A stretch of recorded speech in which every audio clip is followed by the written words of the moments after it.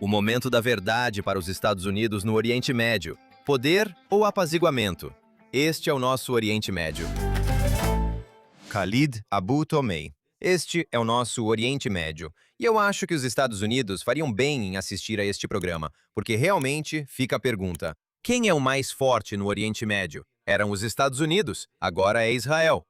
Claramente, o mundo árabe e o regime iraniano respeitam Israel muito mais hoje em dia. Tem medo de Israel. Mas os Estados Unidos são outra história. De repente, temos o acordo de Meca entre Paquistão, Turquia e Arábia Saudita, por um lado. Temos uma espécie de plano do Conselho da Paz para Gaza, que é muito favorável ao Hamas, parte da jihad política e silenciosa em andamento.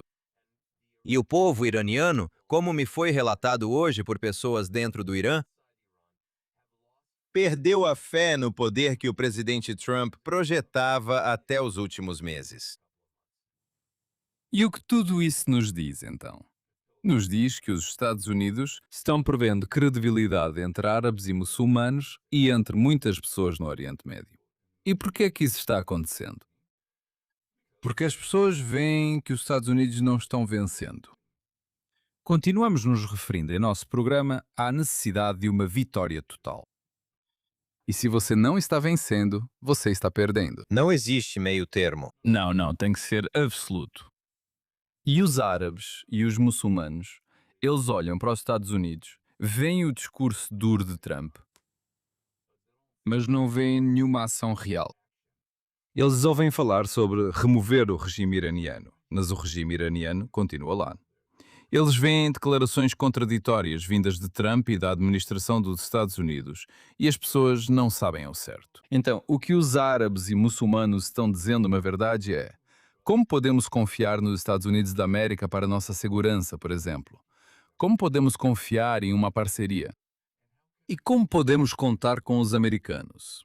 Esse é o sentimento generalizado entre os árabes e os muçulmanos. E eu acho, infelizmente, os americanos ainda não entenderam isso. Eles não percebem as mensagens que vêm do mundo árabe e muçulmano, e isso é muito importante. O Acordo de Meca, ao qual você acabou de se referir, que é o Acordo ou Tratado de Defesa Conjunta de Meca, também transmite essa mensagem. Na verdade, esses são três países islâmicos, países muito importantes, que estão basicamente dizendo aos americanos: estamos procurando alternativas. Não confiamos mais em vocês. Não podemos contar com vocês para a nossa segurança. E essa é uma mensagem que, sabe, é muito poderosa. Eu até me surpreendo que isso não tenha soado alarme em Washington e em outras capitais europeias. Você tem a Arábia Saudita, um país muito poderoso e rico, com muitos recursos. Depois você tem a Turquia, com indústrias militares avançadas, com um grande exército e membro da OTAN. E então você tem o Paquistão, com armas nucleares. Um país de maioria muçulmana com armas nucleares. Quer dizer, essa combinação, essa aliança, deveria preocupar muita gente.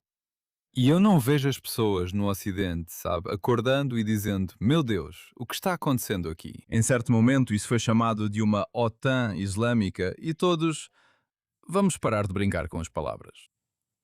O que importa aqui não é a terminologia, o que importa é o simbolismo.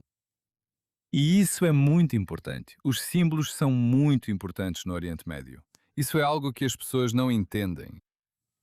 Árabes e muçulmanos, pela primeira vez, estão unindo forças e dizendo que não confiam mais nos Estados Unidos. Esta é a aliança mais substancial, por assim dizer, ou pacto desde a República Árabe Unida, lá em 1962, entre a Síria e o Egito. Quando foi, sabe, temporária, não durou muito. Foi provavelmente o quê? Alguns anos, certo? É, E aqui você tem, sabe, aqui você tem um pacto muito maior, turbinado, e uma mensagem para a América no sentido de que um saudita está dizendo: vocês não querem nos dar capacidade nuclear civil. Vamos nos associar a uma potência nuclear de ponta. E por outro lado, eles também estão refletindo um tipo de medo do regime iraniano. A mensagem é que eles acreditam que o regime iraniano está vencendo os Estados Unidos na sua guerra assimétrica. E eles estão mesmo, quero dizer. É quase chocante o quão rapidamente a liderança da República Islâmica tem, basicamente, se reenergizado, se recuperado. Nós sabemos que eles ainda têm armazenamento nuclear, de acordo com o que estamos lendo na Síria, ou eles tinham isso na Síria.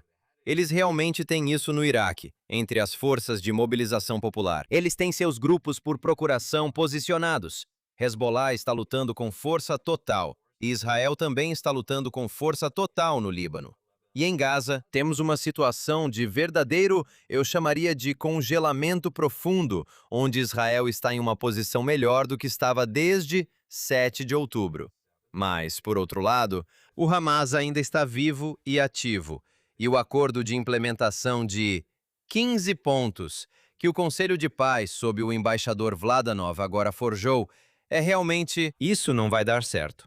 Basicamente, isso dá poder ao Hamas para se integrar à nova força de segurança. Eles basicamente têm as chaves do depósito onde todas essas chamadas armas desativadas vão ser guardadas. E eles também podem ficar com suas armas pessoais, o que significa AK. Sabe, um 7 AK era AK-37?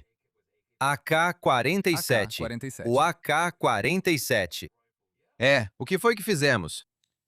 Então, a pergunta que precisamos fazer a nós mesmos é a seguinte: como passamos da desmilitarização total de Gaza em setembro de 2025, de acordo com o plano Trump, para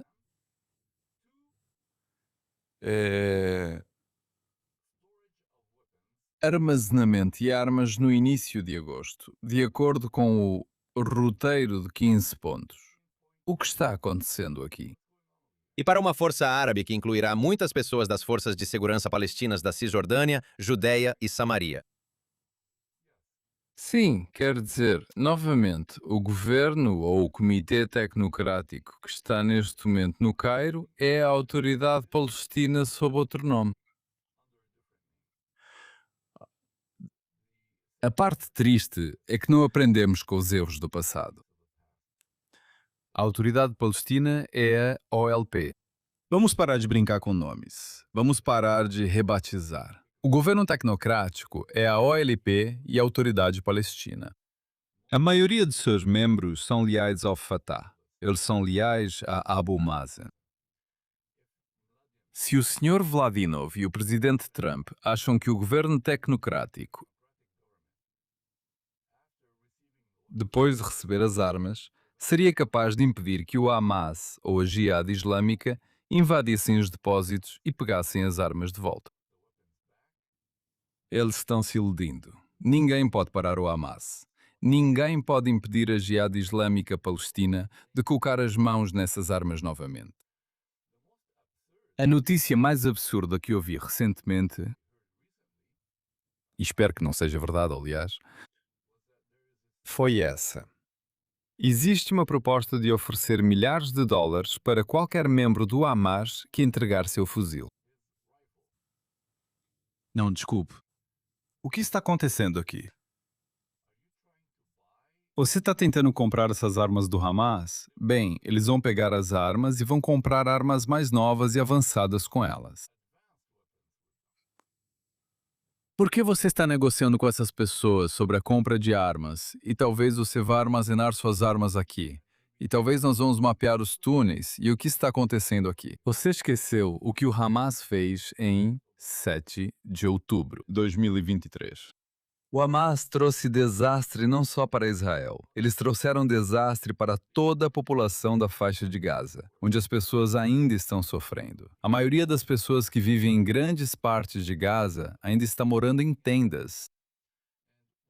E o que vemos agora, embora não tenham se passado mais do que 9 ou 10 meses desde que Trump anunciou seu plano de paz, vemos que o Hamas perdeu território. O território que controla diminuiu. Mas eles ainda controlam mais de 90% da população palestina e ainda são governo de fato em Gaza. Então, o que vocês conseguiram? Para onde estamos indo? Quer dizer, eu vejo um roteiro para onde? Um roteiro para comprar os fuzis AK-47 Kalashnikov do Hamas? Um roteiro para armazenar as armas? O que você quer dizer com armazenar? E quem vai fazer a guarda e impedir o que você sabe? O Hamas e a Jihad Islâmica de pecá-las de novo? Ainda há muitas perguntas sem resposta. Acho que ninguém tem respostas. Mas posso dizer que no mundo árabe e muçulmano isso é visto como um fracasso. Primeiro de tudo, já se passaram quase 3 anos desde 7 de outubro e o Hamas ainda está no poder. Isso é uma vitória para o Hamas. O roteiro é uma conquista política para o Hamas, aliás. Aquele que foi publicado recentemente pelo Conselho de Paz. O mesmo se aplica então ao Hezbollah. O Hezbollah ainda está lá. E toda essa conversa sobre, você sabe, desarmar o Hezbollah e talvez teremos um programa piloto aqui. E nessa crença. Ok, o acordo foi assinado entre o governo israelense e o governo libanês, como se, você sabe, Israel tivesse um problema com o governo libanês e o presidente libanês. O problema é o Hezbollah. E o Hezbollah, assim como o Hamas, ainda está no poder. Eles ainda estão operando. Só ontem eles feriram 3 soldados israelenses muito gravemente. Se você olhar para toda a situação, vai ver que nem os Estados Unidos nem Israel estão vencendo. Você tem todos esses frentes abertas. E essa é a mensagem que está sendo absorvida por árabes e muçulmanos, de que os Estados Unidos e Israel são incapazes de conquistar qualquer vitória. E isso é muito ruim. E, na verdade, eles degradaram as capacidades do regime iraniano, mas isso não importa se essa percepção também não existir. E aqui, a percepção e a realidade estão muito distantes uma da outra. Isso realmente desperta a curiosidade e, eu diria até, o medo do Oriente Médio em relação ao regime e seus aliados por procuração, todos eles já posicionados. No mundo árabe e muçulmano, então as pessoas estão perguntando como foi que passamos de impedir o programa nuclear do Irã e seu programa de mísseis balísticos para negociar sobre a reabertura do Estreito de Hormuz. Sim, Eu não vejo mais o governo Trump falando sobre as armas nucleares. Não vejo eles falando sobre o programa de mísseis balísticos. Agora é tudo sobre Hormuz. E isso é visto como um mau sinal, um sinal de fraqueza por parte dos americanos, que Trump está tentando garantir ou apresentar algum tipo de vitória ou algum tipo de conquista. Se fracassa no programa nuclear, fracassa na questão dos mísseis balísticos, fracassa em remover o regime iraniano. Então você precisa apresentar ao público algum tipo de conquista. E aos olhos de Trump e dos outros ocidentais, eu não sei, ou dos seus seguidores, a reabertura do Estreito de Hormuz é uma grande conquista. E isso é algo que, como eu disse, sabe, passa a mensagem errada. sabe, o regime iraniano transformou isso em uma suposta conquista americana, porque, antes da guerra, já estava aberto. Agora, por que estava aberto? Porque a República Islâmica temia que, se fechassem, seriam esmagados pelos americanos ou pelos israelenses. E então perceberam que aquilo se tornou o ponto fraco, ou o ponto vulnerável do povo americano, porque Trump transformou isso em uma questão de preços do petróleo e da gasolina, inflação e preço dos alimentos, preços mundiais dos alimentos e preços da energia. E o regime iraniano disse: espera um segundo, nós realmente temos uma carta coringa aqui, porque podemos transformar uma guerra militar em uma guerra econômica. E há uma declaração do vice-presidente Vance, onde ele diz que essa é a prioridade número 1, os preços do petróleo e a produção de petróleo. E o número 2 é o programa nuclear do Irã. Então isso realmente confirma o que você acabou de dizer. E o próprio Trump disse que seria, você sabe, uma coisa terrível se houvesse, você sabe, outra depressão mundial como a de 1933. Isso foi, quero dizer, esse tipo de mensagem transmitida ao regime iraniano é um veneno para os Estados Unidos. E parece que já discutimos isso antes, que os Estados Unidos ainda estão lutando uma guerra de 6 de outubro, o que significa que eles acreditam que, se atingirem o Irã com força suficiente, o país voltará à mesa de negociações e cederá. E não está funcionando dessa forma. Eles voltam à mesa de negociações e tentam manipular os americanos. Eles atrasam, mentem, sabotam, enganam. E Trump fez essas observações, mas, ao mesmo tempo, esses regimes terroristas, liderados pela República Islâmica, querem envolver os americanos nesse discurso diplomático deles. E sabe o que eu estou ouvindo de analistas políticos árabes que dizem que a estratégia do regime iraniano e de seus grupos aliados, Hezbollah, Hamas e os Houthis, é esperar. Porque eles sabem que, mais cedo ou mais tarde, Trump vai embora. Então eles esperam sobreviver ao governo Trump. E você sabe, uma vez que Trump se for, acabou. Então eles vão tolerar por mais 1 ano e meio, mais 2 anos. E então, você sabe, vamos voltar à estaca zero.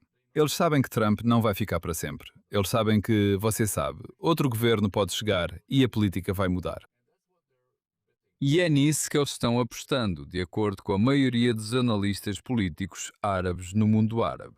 E eu acho que, você sabe, estamos num estado de estagnação agora. É um impasse. É um impasse, quer dizer, ninguém realmente sabe para onde estamos indo. O regime iraniano está intacto. Ok, suas capacidades militares foram severamente prejudicadas. O Hamas foi enfraquecido. O Hezbollah foi enfraquecido. Mas eles ainda estão lá. Eles estão se rearmando, recrutando, se reagrupando. E Deus sabe o que eles estão planejando para nós.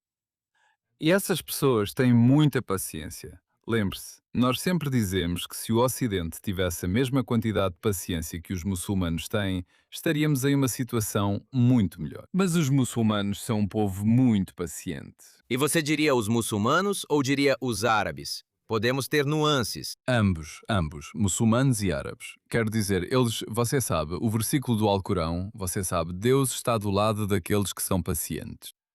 E para eles, sabe, eles medem o tempo não por anos, mas pode ser por décadas, séculos. Então, ninguém tem pressa no mundo árabe e muçulmano. Eles sabem que, enquanto Deus estiver do seu lado, então, sabe, você não precisa ter pressa. El-ajal min al-shaytan, eles dizem. A pressa é um ato do diabo. Não se apresse. Seja paciente. Veja, o problema na cultura política americana é que às vezes há muito pouco espaço para a paciência, porque o seu poder, sua persuasão e sua legitimidade são definidos pelo povo, são definidos por eleições. Então você realmente não tem esse problema no mundo árabe e muçulmano porque não há democracia. Bem, todos nós sabemos disso. Os americanos querem soluções e querem agora. E eles acham que... E os iranianos sabem disso muito bem. E eles estão explorando isso ao máximo. E é aí que entra o antissemitismo. As pessoas estão se perguntando como o antissemitismo, especialmente no Ocidente, saiu completamente do controle. Porque os iranianos, os catares, os turcos, tanto o lado sunita extremo do Islã quanto o lado xiita extremo do Islã, colocaram Israel como o bode expiatório para o mundo livre. Então, enquanto eles conseguirem fazer de Israel o culpado, eles correm para a linha de chegada nuclear, para a linha de chegada balística, para a linha de chegada do terror. Mantêm todo o sistema e culpam Israel.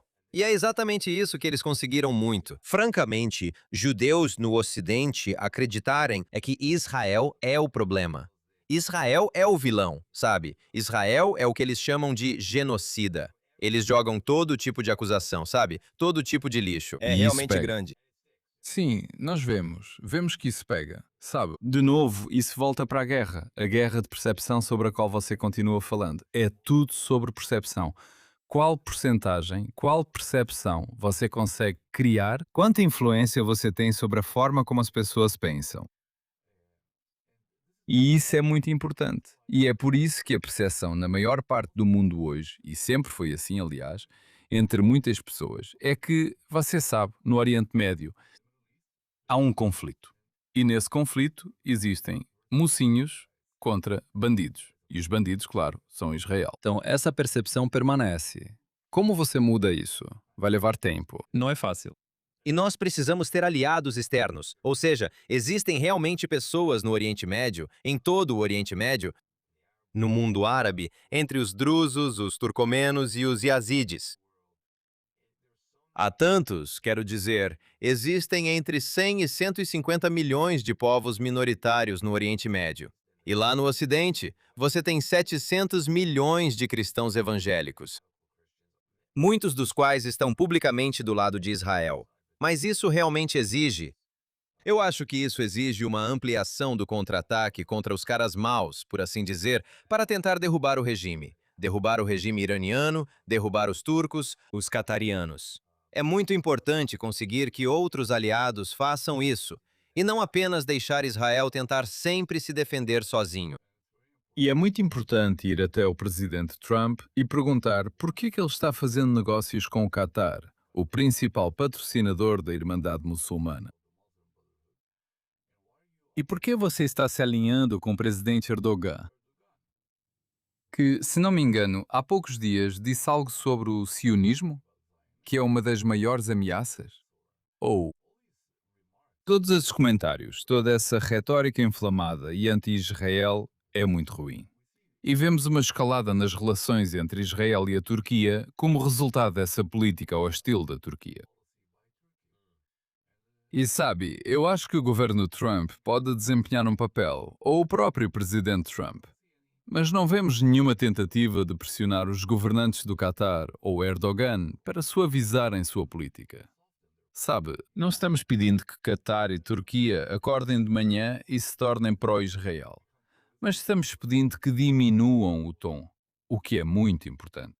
Então Trump está olhando para o dia 3 de novembro como seu objetivo imediato. Acho que qualquer coisa, na visão dele, que abale isso, você sabe, que abale a possibilidade de vencer as eleições de meio de mandato, tanto na Câmara dos Representantes quanto no Senado. Você sabe, Trump tem suas próprias considerações internas domésticas, que eu entendo, aliás. Mas quando se trata de política externa, você tem que ser muito cuidadoso. Com certeza. Então, existe uma maneira de reverter isso agora? A única maneira de reverter onde estamos agora, que é, você sabe, meados de agosto, nós temos basicamente 2 meses e meio até as eleições de meio de mandato nos Estados Unidos. Parece que os americanos acreditam que uma pressão econômica massiva que eles estão realmente usando contra o regime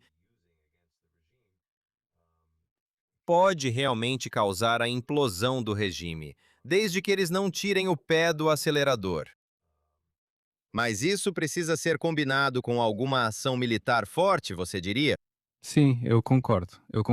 Porque no Oriente Médio, na nossa região, as pessoas admiram ou gostam de se afiliar ou se alinhar com os vencedores. Se você demonstra fraqueza e se não está vencendo guerras, e se você não cumpre suas promessas e ameaças, então as pessoas, sabe, elas se afastam de você.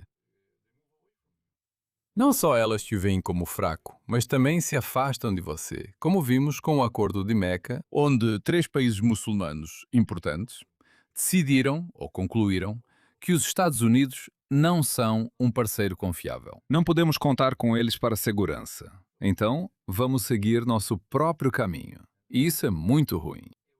Seria difícil imaginar, aliás, que se a Turquia fosse atacada, o Paquistão e a Arábia Saudita viriam em sua defesa. É difícil imaginar isso. Ok, quer dizer, eu disse que é prematuro, mas falei sobre simbolismo. Simbolismo. Os símbolos são muito importantes. Existe um pacto, existe um acordo ali. Eu acredito que o acordo tem como objetivo enviar uma mensagem. Uma mensagem política ou um aviso para os americanos e seus aliados, mais do que, você sabe, uma ação concreta. Não vamos ver uma ação imediata. Eu não vejo a Turquia correndo para defender a Arábia Saudita contra os ataques dos Houthis, por exemplo. E eu não vejo o Paquistão enviando tropas para a Turquia ou para a Turquia. Isso não vai acontecer no futuro próximo. Mas o que é importante novamente é, tcharam, a percepção. Para muitas pessoas, sabe, no mundo árabe e muçulmano, isso é ótimo. Qualquer ato de unidade que una árabes ou muçulmanos é bem-vindo no mundo árabe. E isso é visto como um sinal. Como um primeiro passo na direção certa. É um pequeno passo. Vai demorar, mas essas coisas podem crescer. E essa é a esperança de muitas pessoas no mundo árabe muçulmano, que acabamos de lançar a pedra fundamental para uma cooperação futura. Sim, absolutamente. E realmente, como você disse, é um aviso para a América. Use seu poder. Use-o com sabedoria, mas use-o em grande escala. Com certeza. E quando precisarmos de você, precisamos saber que você está lá para nos proteger. E é extremamente importante nessa proteção que não haja nenhuma distância entre Israel e os Estados Unidos, porque o mundo árabe vê uma América forte, um Israel forte, como um forte alicerce para eles, para a estabilidade regional, em oposição, você sabe, a potências emergentes e até mesmo subversivas. E que os palestinos, eles os veem como uma potência subversiva. O Hamas, os Houthis, o Hezbollah, os que estão no Iraque. Então, você sabe, estamos vendo manifestações e declarações feitas pelo governo iraquiano contra algumas dessas forças aliadas ao regime iraniano e também de outros países. Mas eles precisam ver uma América forte. E, idealmente, eles precisam ver uma aliança forte entre América e Israel. É isso que eles esperam. E essa é a única maneira de expandir os acordos de Abraão se você quiser persuadir ou convencer outros países árabes e muçulmanos a aderirem aos acordos de Abraão. O Acordo de Meca, na verdade, afastou a Arábia Saudita dos acordos de Abraão. A Arábia Saudita basicamente está dizendo: não, eu não quero me alinhar com Israel. Eu prefiro a Turquia e o Paquistão. É um tapa na cara para o governo dos Estados Unidos. Essa é a lição de hoje. Garantir que continuemos sendo o lado mais forte. E para isso, é preciso usar o poder. Este é o Oriente Médio. Este é o nosso Oriente Médio. E é isso que fazemos no nosso programa. Explicamos o Oriente Médio para quem não mora no Oriente Médio e para pessoas de fora da região que não conhecem a cultura árabe, a cultura islâmica. Isso é muito importante. Preste atenção às nuances. Preste atenção ao que está sendo dito. Preste atenção aos símbolos, que são muito importantes. Muito, muito importante. Assim como esta conversa é, e toda semana é importante. Hala Devil, para todos os meus queridos amigos e colegas, eu sou Dan Diker. Obrigado por se juntar a nós no nosso programa sobre o Oriente Médio em um momento de drama e crise.